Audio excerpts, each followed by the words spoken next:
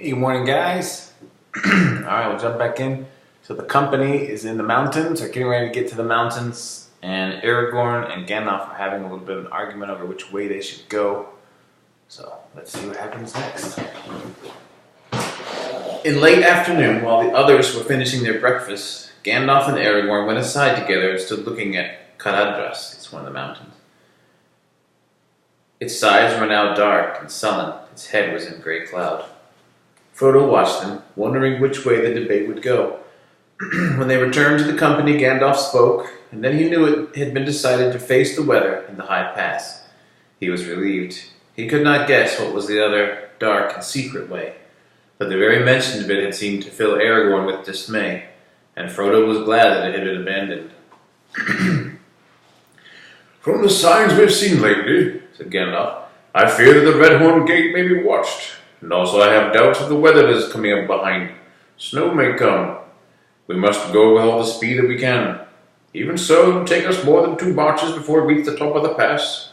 Dark will come early this evening. We must leave as soon as you can get ready. I will add a word of advice, if I may, said Boromir. I was born under the shadow of the White Mountains, and know something of the journeys in high places. We shall meet bitter cold, if no worse, before we come down the other side. It will not help us to keep so secret that we are frozen to death. When we leave here, where there are still a few trees and bushes, each of us should carry a stick of wood, as large as he can bear. And Bill could take a bit more, couldn't you, lad? Said Sam. The pony looked at him mournfully. Very well, said Gandalf, but we must not use the wood, not unless it's a choice between fire and death. The company set out again, with good speed at first, but soon their way became steep and difficult. The twisting and climbing road had in many places almost disappeared, and was blocked with many fallen stones. The night grew deadly dark under great clouds.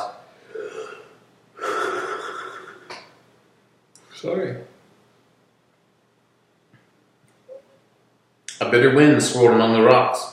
By midnight they had climbed to the knees of the great mountains. The narrow path now wound under a sheer wall of cliffs to the left, above which the grim flanks of Caradhras towered up invisible in the gloom. On the right was a gulf of darkness where the land fell suddenly into a deep ravine. Laboriously they climbed up a sharp slope and halted for a moment at the top. Frodo felt a soft touch on his face. He put out his arm and saw the dim white flakes of snow settling on his sleeve. They went on. But before long the snow was falling fast, filling all the air, swirling into Frodo's eyes. The dark, bent shapes of Gandalf and Aragorn only a pace or two ahead could hardly be seen. I don't like this at all, panted Sam just behind. Snow's all right on a fine morning, but I like to be in bed while it's falling. I wish this lot would go off to Hobbiton. Folk might welcome it there. Except on the high moors of the North Farthing, a heavy fall was rare in the Shire, and was regarded as a pleasant event, a chance for fun. No living hobbit, save Bilbo, could remember the fell winter of 1311 when white wolves invaded the Shire over the frozen Brandywine. Gandalf halted. Snow was thick on his hood and shoulders. It was already ankle-deep about his boots. This is what I feared, he said. What do you say now, Aragorn? That I feared it too, Aragorn answered, but less than other things. I knew the risk of snow, though it seldom falls heavily so far south, save high up in the mountains. But we are not high yet. We are still far down, where the paths are usually open all winter. I wonder if this is a contrivance of the enemy, said Boromir. They say in my land that he can govern the storms in the mountains of shadow that stand upon the borders of Mordor. He has strange powers and many allies. His arm has grown long indeed, said Gimli, if he can draw snow down from the north to trouble us 300 leagues away. His arm has grown long, said Gandalf. While they were halted, the wind died down. The snow slackened until it almost ceased. They tramped on again, but they had not gone more than a furlong when the storm returned with a fresh fury. The wind whistled and the snow became a blinding blizzard. Soon even Boromir found it hard to keep going. The hobbits, bent nearly double, toiled along behind the taller folk, but it was plain that they could not go much further if the snow continued. Frodo's feet felt like lead. Pippin was dragging behind. Even Gimli, as stout as any dwarf could be, was grumbling as he trudged. The company halted suddenly, as if they had come to an agreement without any words being spoken. They heard eerie noises in the darkness around them. It may have been only a trick of the wind in the cracks and gullies of the rocky wall. The sounds were those of shrill cries and wild howls of laughter. Stones began to fall from the mountainside, whistling over their heads or crashing on the path beside them. Every now and again they heard a dull rumble as a great boulder rolled down from the hidden heights above. "We cannot go further tonight," said Boromir. Let those call it the wind who will, but there are fell voices on the air, and these stones are aimed at us." "I do call it the wind," said Aragorn, "but that does not make what you say untrue. There are many evil and unfriendly things in the world that have little love for those that go on two legs, and yet are not in league with Sauron, but have purposes of their own. Some have been in this world longer than he." Caradhras was called the Cruel, and had an ill name, said Gimli, long years ago, when rumour of Sauron had not been heard in these lands. "It matters little who is the enemy, if we cannot beat off his attack," said Gandalf. "Well, what can we do?" cried Pippin miserably. He was leaning on Merry and Frodo, and he was shivering. "Either start where we are, or go back," said Gandalf. "There's no good going on. Only a little higher, if I remember rightly, this path leaves the cliff and runs into a wide shadow through a trough at the bottom of a long hard slope.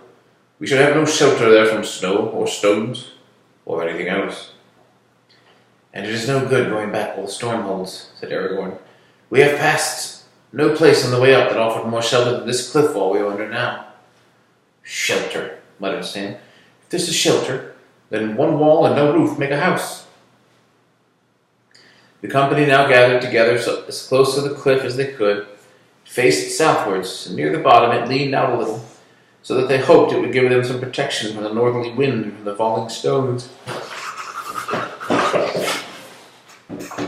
But eddying blasts swirled round them from every side, and the snow flowed down in even denser clouds. They huddled together with their backs to the wall. Bill the pony stood patiently but dejectedly in front of the hobbits, and screened them a little, but before long the drifting snow was above his hocks, and it went on mounting. If they had had no larger companions, the hobbits would have been entirely buried. A great sleepiness came over Frodo. He felt himself sinking fast into a warm and hazy dream. He thought a fire was heating his toes, and out of the shadows, on the other side of the hearth, he heard Bilbo's voice speaking. "I don't think much of your diary," he said. "Snowstorms on January the 12th. There was no need to come back to report that." "I want him to rest and sleep, Bilbo," Frodo answered with an effort. When he felt himself shaken, and he came back painfully to wakefulness. Boromir had lifted him off the ground out of a nest of snow. "This will be the death of the halflings, Gandalf," said Boromir. "It is useless to sit here until the snow blows over our heads. We must do something to save ourselves." "Give them this," said Gandalf, searching in his pack and drawing out a leathern flask. "Just a mouthful each for all of us. It is very precious. It is Mirivor, the cordial of Imladris. Elrond gave it to me at our parting. Pass it around." As soon as Frodo had swallowed a little of the warm and fragrant liquor, he felt a new strength of heart, and a heavy drowsiness left his limbs. The others also revived and found fresh hope and vigor. But the snow did not relent. It whirled about them thicker than ever, and the wind blew louder.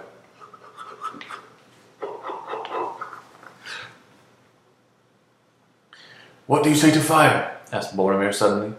"The choice seems near now between fire and death, Gandalf. Doubtless we shall be hidden from all unfriendly eyes when the snow has covered us, but that will not help us." "You may make a fire if you can," answered Gandalf. "If there are any watchers that can endure this storm, then they can see us, fire or no."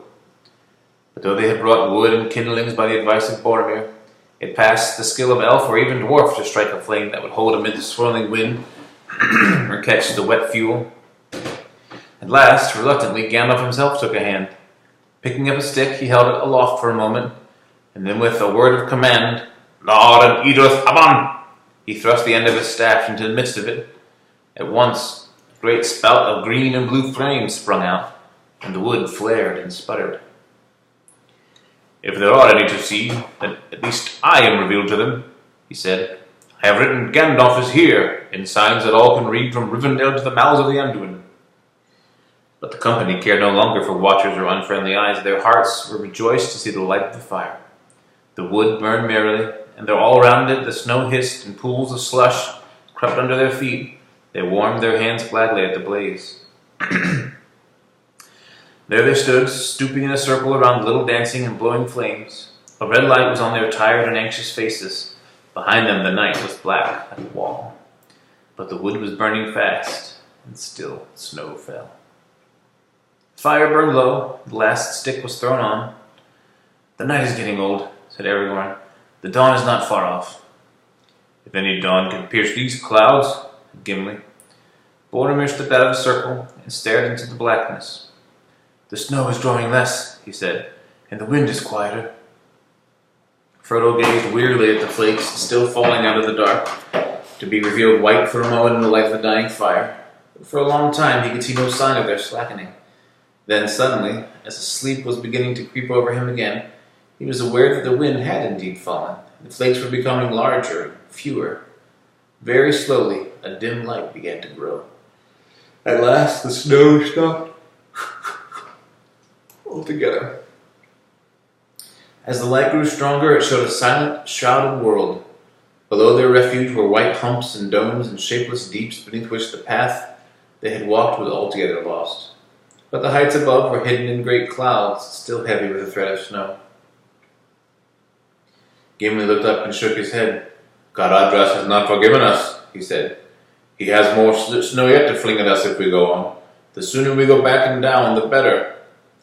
To this all agreed, but their retreat was now difficult. It might well prove impossible. Only a few paces from the ashes of their fire, the snow lay many feet deep, higher than the heads of the hobbits. In places it had been scooped and piled by the wind into great drifts against the cliff. "If Gandalf would go before us with a bright flame, he might melt a path for you," said Legolas.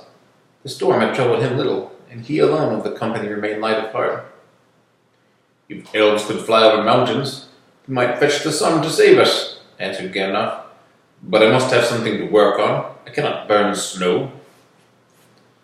"Well," said Boromir, "when heads are at a loss, bodies must serve, as we say in my country. The strongest of us must seek a way. See, though all is now snow-clad, our path as we came up turned about that shoulder of rock down yonder. It was there that the snow first began to burden us.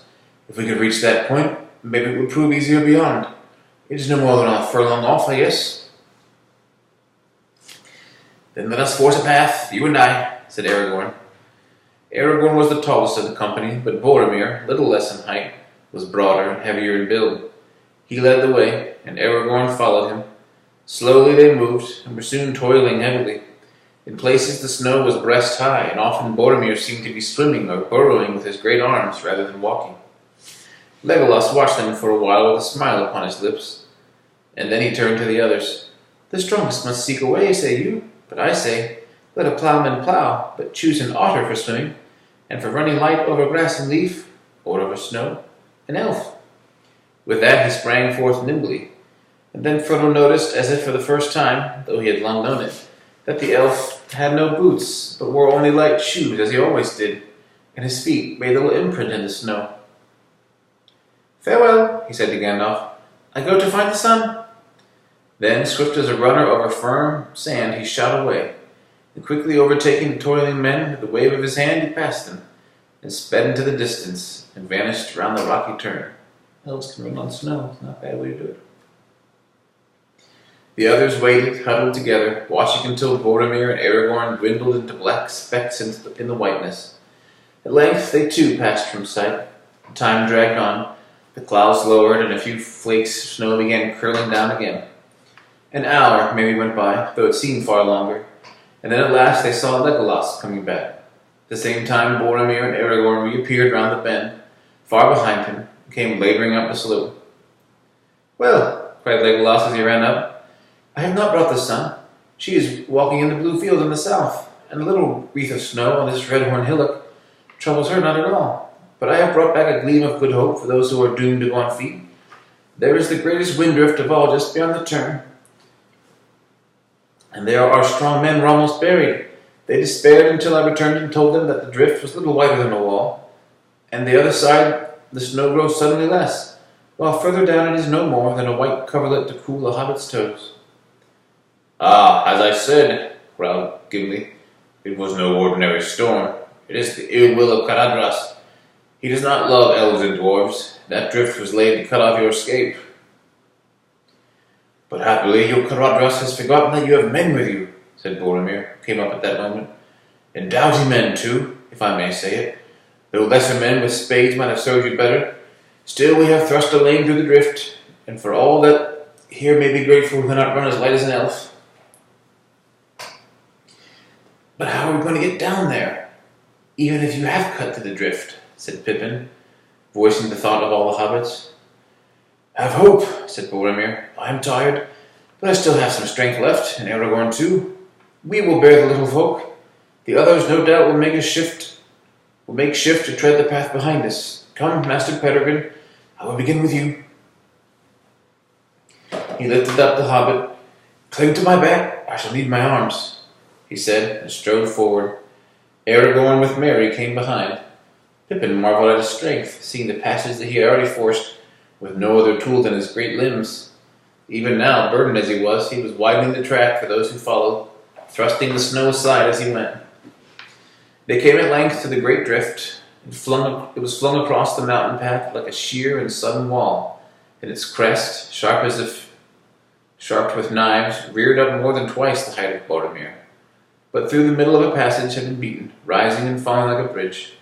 On the far side, Merry and Pippin were set down, and there they waited with Legolas for the rest of the company to arrive. After a while, Boromir returned carrying Sam. Behind in the narrow but now well-trodden track came Gandalf, leading Bill with Gimli perched among the baggage. Last came Aragorn carrying Frodo. They passed through the lane, but hardly had Frodo touched the ground when a deep rumble there rolled down a fall of stones and slithering snow. The spray of it half blinded the company as they crouched against the cliff. And when the air cleared again, they saw that the path was blocked behind them. Enough! Enough! Cried Gimli. We are leaving as quickly as we may. And indeed, with that last stroke, the malice of the mountain seemed to be expended, as if Caradhras was satisfied that the invaders had been beaten off and would not dare return. The threat of snow lifted, the clouds began to break, and the light grew broader. As Legolas had reported, they found that the snow became steadily more shallow as they went down, so that even the hobbits could trudge along. Soon they all stood once more on the flat shelf at the head of the steep slope, where they had left first the flakes of snow the night before. The morning was now far advanced. From the high place they looked back westward, over the lower lands. Far away in the tumble of country that lay at the foot of the mountain was the dell from which they had started to climb the pass. Frodo's legs ached, he was chilled to the bone and hungry, and his head was dizzy as he thought of the long and painful march downhill. Black specks swam before his eyes. He rubbed them, but the black specks remained. In the distance below him, but still high above the foothills, dark dots were circling the air. "The birds again," said Aragorn, pointing down. "That cannot be helped now," said Gandalf. "Whether they are good or evil, or have nothing to do with us at all, we must go down at once. Not even on the knees of Caradhras will we wait for another nightfall." A cold wind flowed down behind them as they turned their backs on the Redhorn Gate and stumbled wearily down the slope. Caradhras had defeated them. That's the end of the chapter. Next one is called A Journey in the Dark.